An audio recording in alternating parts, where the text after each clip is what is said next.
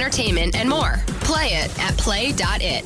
Welcome back to News Talk 830 WCCO. I'm Blyce Olson. Joining me now, Republican candidate in the 1st Congressional District, the open seat Tim Walz has vacated, is Jim Hagedorn. Jim, thanks for joining us today.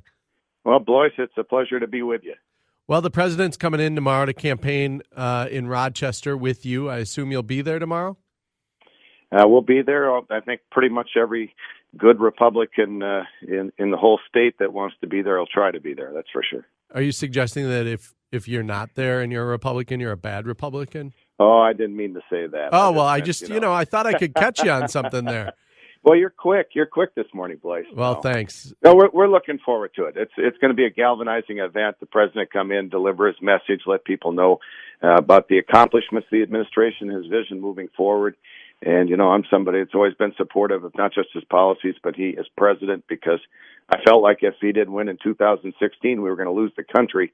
Hillary Clinton was going to stack the court with radicals, the Supreme Court, and take away our basic liberties. And we had a clear choice in that election, and now we have another clear choice in this election. You have been supportive of the president, but you also have been honest that some of his tariffs, especially how they impact agriculture, were very concerning to you. Where do you think we are now, and what would you tell the president that you're hearing from farmers right now?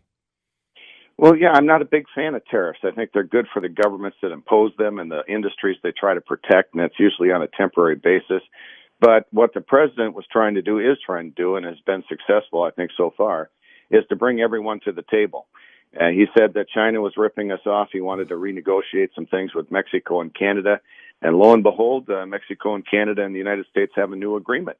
And so far, from the American Farm Bureau on down, the farm groups are looking at that, saying that that's a good thing. Ultimately, the goal is to drop down the barriers, to expand global markets so we can export the finest agricultural products in all the world, many of them produced right here in southern Minnesota, and to have trade policies that are going to help the steel workers, help the farmers, the consumers, and everyone.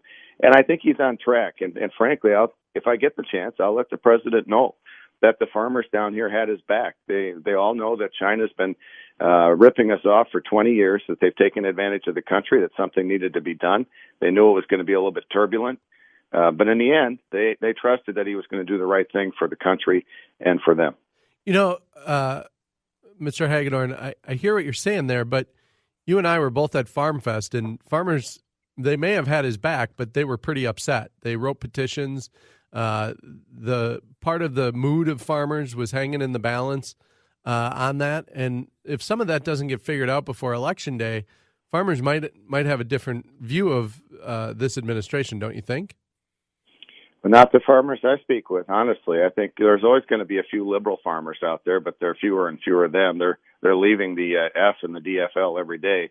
But the reason I think that they're not going to abandon the president and Republicans is pretty simple.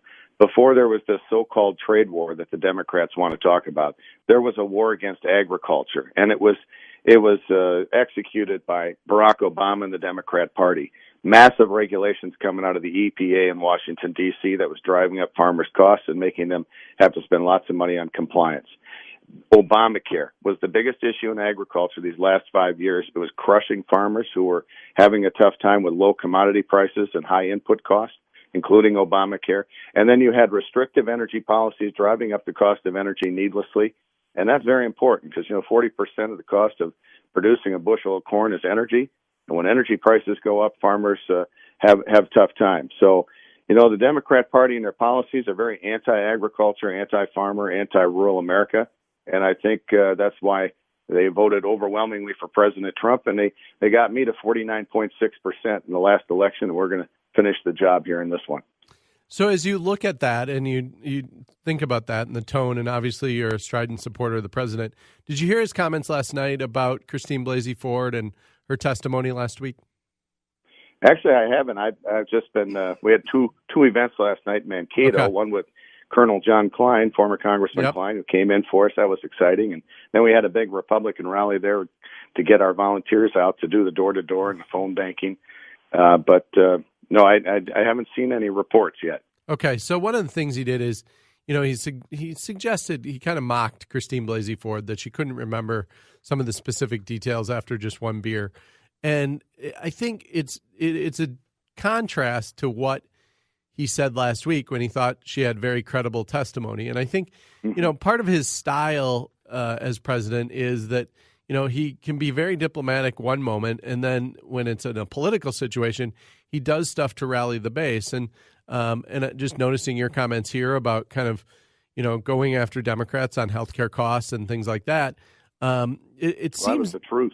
Well, no. Hey, look, I understand, and I know that farmers the last few years have been very worried, concerned, and crushed by healthcare costs. I have no doubt. And you know what? We're going to talk later this show about how the fact that healthcare costs now for farmers are going to go down 10 to 27% in the next round. So I get it. But one of the things that strikes me is that you say what you think, kind of like the president. You've blogged what you thought, kind of like the president.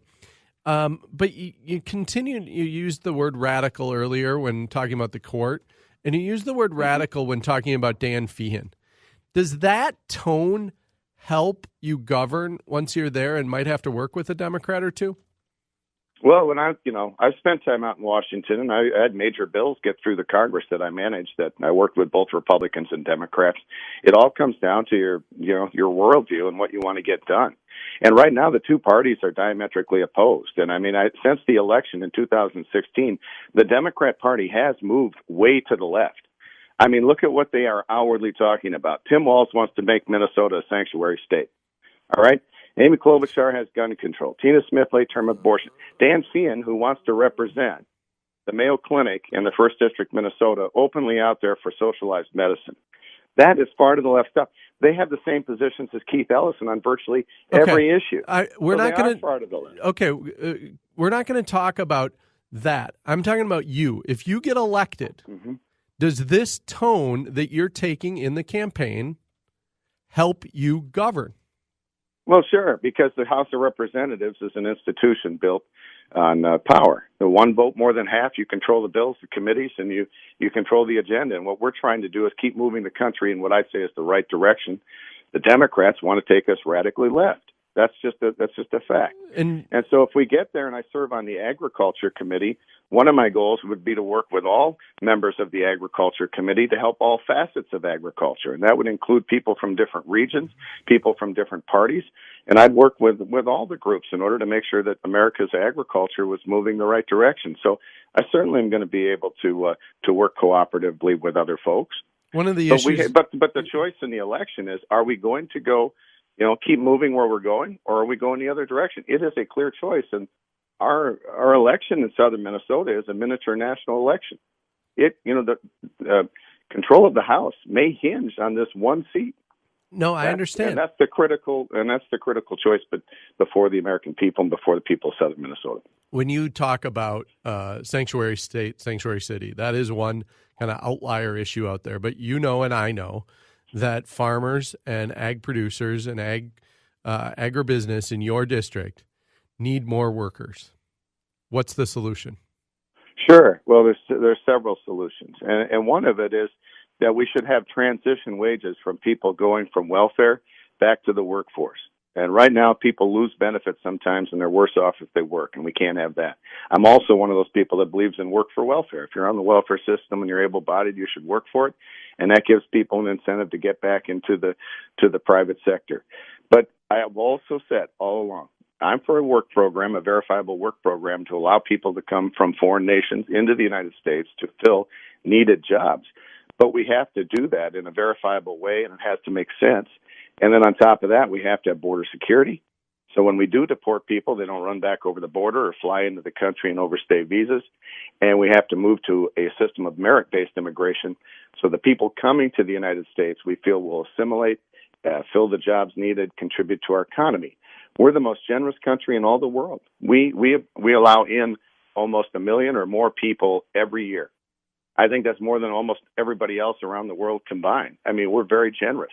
But we should know who's coming here, and we have something like 50 or 60 million foreign-born people in the country now, and it's getting tougher and tougher for everyone to assimilate. The last thing, though, is we have to be careful. We can't be importing a whole bunch of jobs, people to fill jobs, when they say robots are coming in 5-10 years from now, those jobs are going to disappear. What will the people do if they're not fully skilled or fully able to assimilate?